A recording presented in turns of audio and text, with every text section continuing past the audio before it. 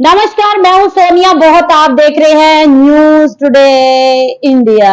Live तस्वीरें इस वक्त आप न्यूज टुडे इंडिया पर देख रहे हैं असम से, और हमारे साथ इनेलो के वरिष्ठ नेता यशवीर कुक्कू जी मौजूद है। आइए उनसे जुड़ते हैं, बातचीत करते हैं। सर, बहुत बहुत स्वागत है आपका। आपका भी बहुत बहुत स्वागत है मैडम। यशवीर कुक्कू जी, बहुत पुरानी राजनीतिक सफर रहा आपका। मैं थोड़ा सा ये जानने की कोशिश करूंगी, आप कब से पॉलिटिक्स में हैं और किन किन पदों पे रहे हैं, वो सारी डिटेल हमारे दर्शक जानना चाहेंगे कि आप कब से पॉलिटिक्स में हैं। सोनिया जी, मैं शुरू से ही, मेरे पिताजी पॉलिटिक्स में थे और मैं जन्म से ही पॉलिटिक्स में पैदा हुआ हूँ। मेरे पिताजी बहुत पुराने राजनीतिक रहे हैं, गांव के सरपंच रहे हैं। कितनी बार सरपंच रहे? 3-4 बार सरपंच रहे हैं, गांव के ब्लॉक समिति के मेंबर रहे हैं। आपके फादर भी? मेरे फादर भी। और आगे मैं भी सरपंच के पद पे रहा हूँ। मैंने भी सरपंची की है, मैं जिला परिषद का मेंबर भी रहा हूँ। और मैं सरपंच यूनियन का असंध ब्लॉक का मैं प्रधान भी रहा हूँ। और आने वाले अब पिछले मरतबा कोई 10-12 साल से मैं जिला इंडियन नेशनल लोकदल का जनरल बॉडी का प्रधान हूँ। और अभी स्थायी मैं मौजूदा प्रधान हूँ। प्रधान से पहले मैं प्रधान महासचिव था जिला का। अब मौके पे मैं जिले का प्रधान हूँ इंडियन नेशनल लोकदल पार्टी का। पहले विधायक इलेक्शन चुनाव? पहले मैंने विधायक का चुनाव लड़ा। मेरे पास टिकट थी इंडियन नेशनल लोकदल की 2014 में। मैंने इलेक्शन फाइट किया और बराबरी की। मेरी बड़ी इमदाद करी हल्के ने। मेरा हल्के से बहुत लगाव है। मैं सारा दिन हल्के के अंदर घूमता रहता हूँ। मेरे पिताजी भी, मैं सामाजिक बहुत हूँ और सामाजिकता में जहां भी किसका कोई दुख तकलीफ है, शादी है, ब्याह है, मैं उसमें हर बात में शरीक होता हूँ और मेरे को बहुत प्यार करते हैं लोग। पॉलिटिक्स आपके खून में है। आपके फादर कई बार सरपंच रहे, फिर आप भी खुद सरपंच रहे, आप जिला परिषद के मेंबर भी रहे, और फिर अगर बात करें ब्लॉक समिति के भी चेयरमैन रहे, तो काफी पद में। और 2014 में आपने चुनाव लड़ा इनेलो के टिकट पे।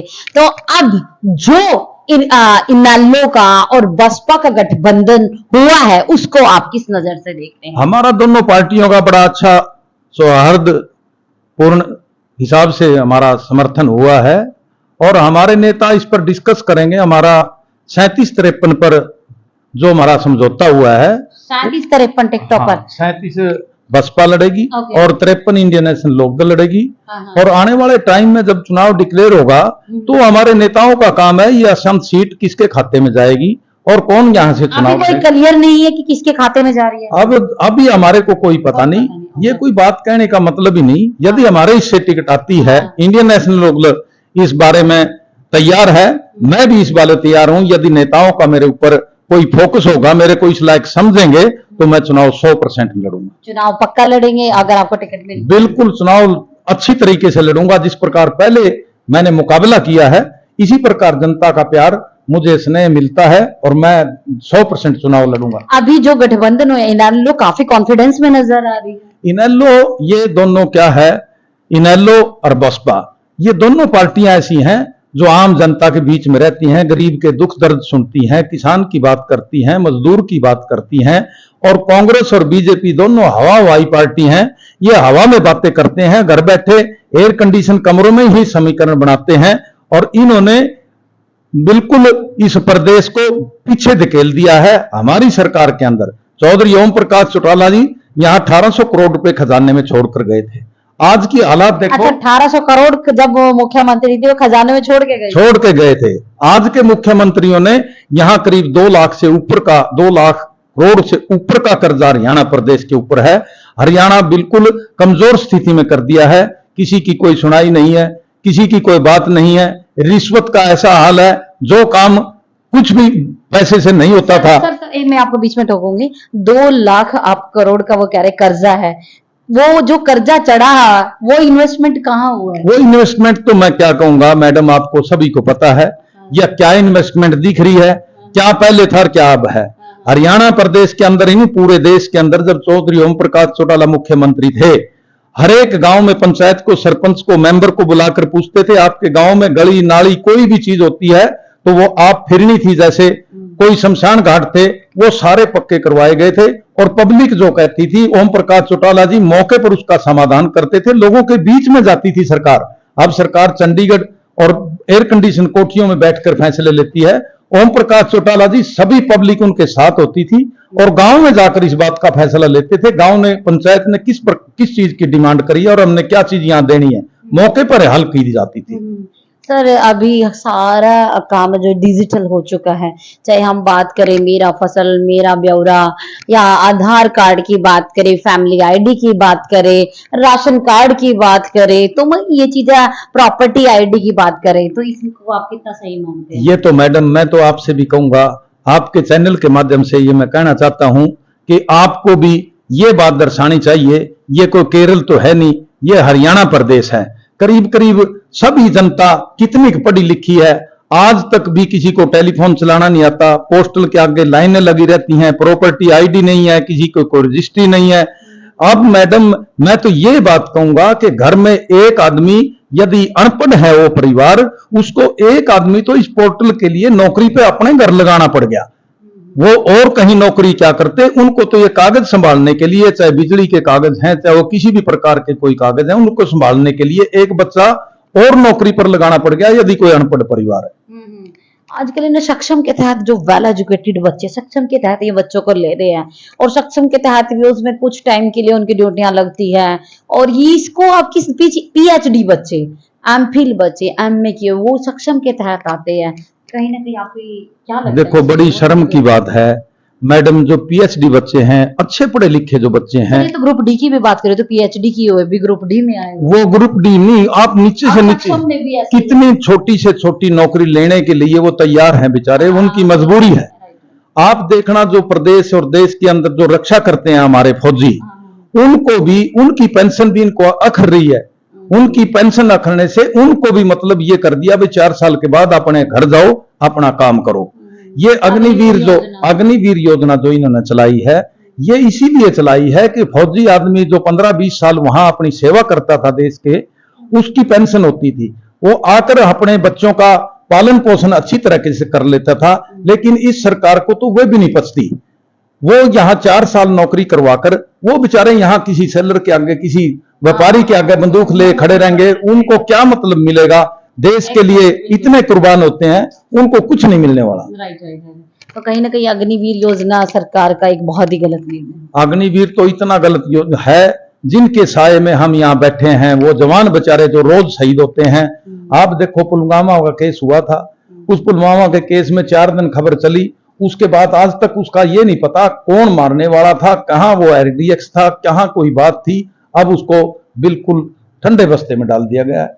अभी मैं बात करूंगी कि कोलकाता में जो एक डॉक्टर का, महज 31 साल की डॉक्टर का, जिस हॉस्पिटल में थी वहीं पे उनका रेप हुआ, मर्डर हुआ, इस पर कुछ कहना चाहेंगे? बहुत बड़ा मुद्दा इस टाइम ये बना हुआ। देखो, इतना बड़ा मुद्दा है ये कि बहुत ही शर्मसार वो घटना हुई है, और जिसने भी वो घटना, बचाने वालों की जिंदगी सेफ नहीं है, जिंदगी सेफ नहीं है, चाहे वो कोई भी हो, चाहे वो जिंदगी बचाने वाला हो, चाहे एक आम कोई लेडी है। लेकिन मैं मानता हूं उस आदमी को फांसी की सजा देनी चाहिए, ऐसे आदमी को, ताकि दूसरों को इस चीज की आंख हो। हमारे कानून के अंदर ये प्रावधान होना चाहिए। कांड की तरह से बिल्कुल ऐसी घटना है, ऐसी घटना बहुत निंदनीय है। हम इसकी जितनी निंदा करें वो बहुत कम है।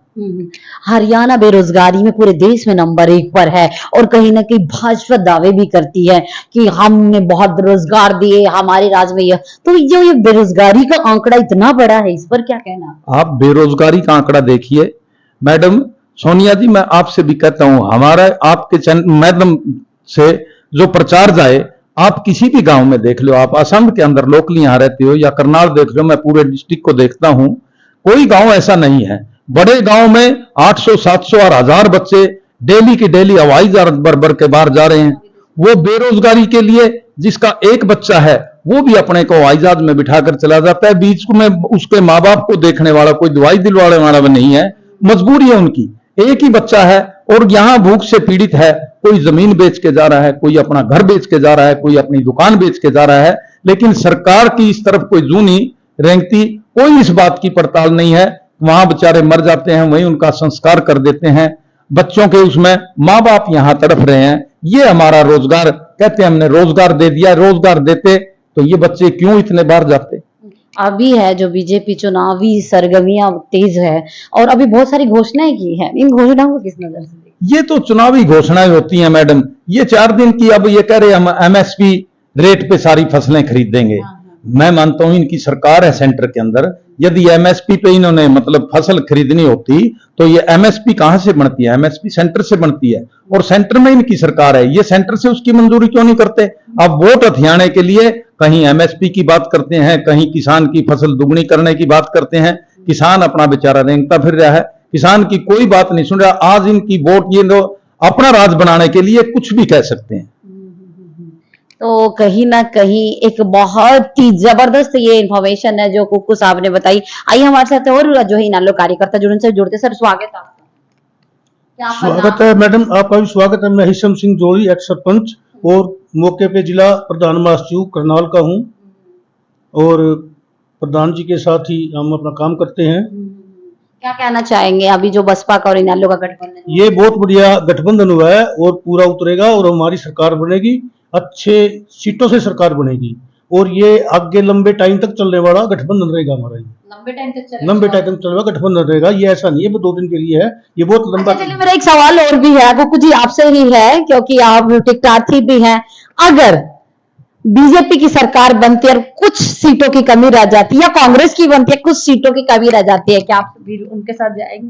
ऐसा है मैडम, हम कुछ सीटों के लिए ना कांग्रेस के लिए जाएंगे ना हम बीजेपी के साथ जाएंगे। हम ऐसे एक नेता के अनुयायी हैं, हमारी यदि कोई वो सरकार बनाएंगे, हम मुख्यमंत्री से कम कोई बात स्वीकार नहीं करेंगे।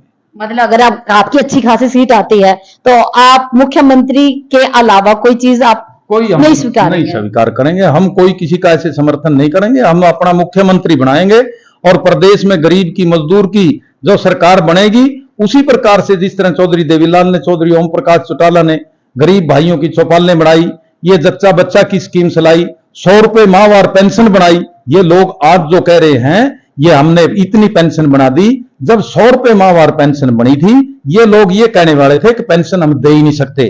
चौधरी देवीलाल ने कहा था कि मैं चंडीगढ़ जा रहा हूं और मैं कानून बनाऊंगा, और कानून बना के मैं 100 रुपए माहवार पेंशन करूंगा। वो आज पेंशन इन्होंने 3000 जो की है, वो भी भाई अभय सिंह चौटाला जी ने, जब इनको डंडा करते हैं, जब विधानसभा के अंदर आपने भी देखा होगा, ऐसा शेर जब रेंगता है, इस पेंशन में बढ़ोतरी जब होती है। और आने वाले टाइम में चौधरी अभय सिंह चौटाला ने यह बात की घोषणा की है कि इस पेंशन को हम 7500 रुपए करेंगे, जो ये पेंशन को आगे बढ़ा नहीं रहे। हमने बढ़ाई है, हम इसको बढ़ाएंगे। और आने वाले टाइम में जो भाजपा कह रही है हम प्लाट भी देंगे, हम मकान भी देंगे, चौधरी ओम प्रकाश चौटाला जी ने और भाई अभय सिंह चौटाला जी ने कहा है हम प्लाट भी देंगे और उसके ऊपर मकान बना कर देंगे। और जो हम कहते हैं और उस बात को पूरा करते हैं, ये तो कहते कुछ है और करते कुछ है। ये तो झूठ बोलने की एक मशीन है। ये अखबार के और मीडिया के माध्यम से अपने आप को थोड़ा ऊंचा दिखाते हैं। हमारी पार्टी गरीब की, मजदूर की और साथ गली में साथ घूमने वाली पार्टी है। हमारी कोई एयर कंडीशन कोठियों में बैठ के काम करने वाली पार्टी नहीं है। विधानसभा चुनाव बहुत ही नजदीक है, इसमें हमारे दर्शकों को क्या कहना चाहिए? आम जनता को, आम जन को, आम वोटर को क्या मैसेज दें? हम वोटर को तो ये मैसेज देना चाहते हैं, जो आपका नजदीक, जो आपके साथ रहता है, जो आपके दुख सुख में साथ खड़ा है। कई ऐसे होते हैं जो वोट का टाइम होता है, जैसे बरसाती मेंढक निकल के आ जाते हैं, वो बरसाती मेंढक टैं टैं करने लगते हैं। वो टैं टैं करने वाले पार्टी बदलने का भी दौर चल रहा है। अब पार्टी बदलने का, कोई इधर खड़ा है कोई उधर खड़ा है। सोनिया जी, मैं आपसे ये बात कहूंगा, जिस प्रकार हम स्थायी हैं और स्थायी आदमी को ये देखे कौन आदमी पक्का है और कौन आदमी झूठा है। ये बिकने वाले लोग होते हैं, कोई आज इधर गया कोई उधर गया। और विशेष तौर पर मैं आपके इसके चैनल के माध्यम से कहना चाहता हूं, कई लोग बाहर से आ जाते हैं, यहां हम लोकल हैं, हमारे यहां गांव हैं, हमें पता है हमारा यहां भाईचारा है। और बाहर के कैंडिडेट को दरकिनार करना चाहिए, पार्टियों ने भी दरकिनार करना चाहिए और वोटर को भी दरकिनार करना चाहिए। आपके साथ जो रहेगा वही आपके काम आएगा। मतलब जो पार्टी ये निर्णय लेगी, जो लोकल है उसी को टिकट दे, कोई बाहरी कोई आके अगर दावेदारी ठोकता है और टिकट मांगता उसे ना दिया। मैं तो सभी पार्टियों से यही अर्ज करता हूं, सभी पार्टियों और मैं विशेषकर असंध हल्का का कोई भी टिकट किसी का भी हो, वो लोकल होना चाहिए बस। हाँ जी, आम जनता से, आम वोटर से क्या अपील करना चाहिए? आम जनता से हम वोट से ये अपील करेंगे, इनेलो पार्टी का और जो बहुजन समाज पार्टी गठबंधन हुआ है उसको वोट दें, उसकी सरकार बनाए। गरीब की, मजदूर की, किसान की, कमेरे वर्ग की जो हमारी पार्टी सहयोग करती आई है, देहात की, शहर की, छोटे कस्बे की, छोटे व्यापारी की, सभी का एक इनेलो पार्टी ऐसी है जो उनका सहयोग करती है और उनके काम करती है, ये झूठे दावे नहीं करती। और ना ही जो आजकल नायब सिंह सैनी मुख्यमंत्री माननीय कह रहे हैं कि भाई हम ये कर देंगे वो कर देंगे, जो इतना लंबा चौड़ा पिटारा खोल रहे हैं, ये कोरा एक सरकारी वो चुनावी मुद्दा है, न कि ये काम करेंगे। ये जनता को बदलाना चाहते हैं, ये चाहते हैं कि सदाई राज हमारा रहे और किसी की सरकार ना बन पाए। अगर ऐसा ही इनमें काम करने का जज्बा है तो ये हरियाणा में घोषणा न करके पूरे देश में घोषणा करे, एमएसपी घोषणा भी पूरे देश में करे, जो काम करने यहाँ पे वो पूरे देश में करे। सेंटर में सरकार उनकी बैठी है और किसी की नहीं है ना, तो फिर वो क्यों नहीं करते, पूरे देश में लागू करे घोषणाएं। हरियाणा में चुनावी घोषणाएं क्यों कर रहे हैं ये? वोट खींचने के लिए हाँ, ये वोट लेने के लिए, तीसरी बार फिर हरियाणा की जनता को बहकाने के लिए, सीट पे कुर्सी पे बैठने के लिए घोषणाएं कर रहे हैं। अगर इनके आज प्रधानमंत्री ने कहा है, राष्ट्रपति ने कहा है, जो काम करने वो सेंटर में करे, लोकसभा में करे, राज्यसभा में करे। हम कब कह रहे हैं हरियाणा में घोषणा करो, घोषणा पूरे देश में करो।